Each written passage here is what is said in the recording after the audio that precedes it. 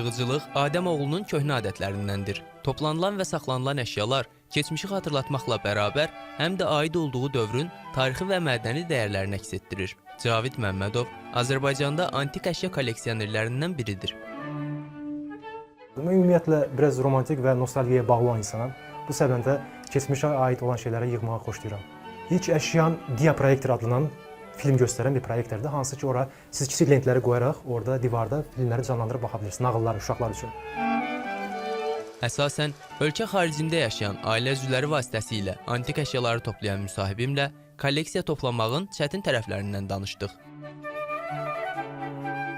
Siz fotoaparat getirirsinizsə, bunu satış məqsədli olmadığı görünməlidir. Yəni, siz əgər bir fotoaparatdan eyni markalı, eyni formalı getirirsə, bu da anlaşıla bilən vəziyyətdir. Yəni, qanun çərçivəsində anlaşıla bilən vəziyyətdir. Bu səbəbdən də bir neçə əşyalardan, yəni qarşı şəkildə gətirməyə çalışırıq.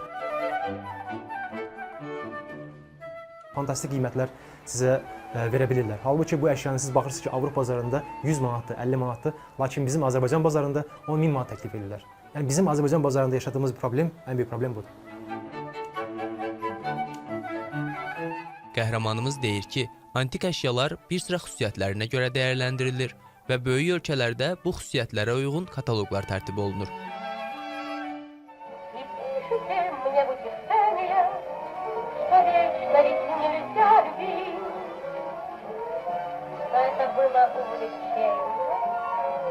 Müsahibim kolleksiyasına daxil olan maraqlı əşyalardan bir neçəsini təqdim edərək, onların funksiyası ilə bizi tanış etdi. Baxın, bu şəkildə fırladırıq. Bu şəkildə fırladaraq biz həftənin günlərini, ayın günlərini dəyişə bilirik. Burada həftənin günləri, ayın günləri hamısı qeyd olunur və hamısı nəzərdə tutulur. Bir də 1989-cu illərin belə mexaniki mücrü. Üzərində belə mişka formaları, yəni belə ayı formaları, müxtəlif heyvan formaları olurdu ki, şirəni burada doldururdular və buradan artıq belə şirniyyat hazırlanırdı, bəli. Adətən quş formasında olduğu üçün biz bunlara şirin quş deyirdik. Möhtəşəmlik odundadır ki, xarab olmayıb, dağılmayıb, yəni öz orijinallığını qoruyubdur. Tamamilə sümükdən hazırlanıb zərər, daşlar da belə taxtadan hazırlanıbdır.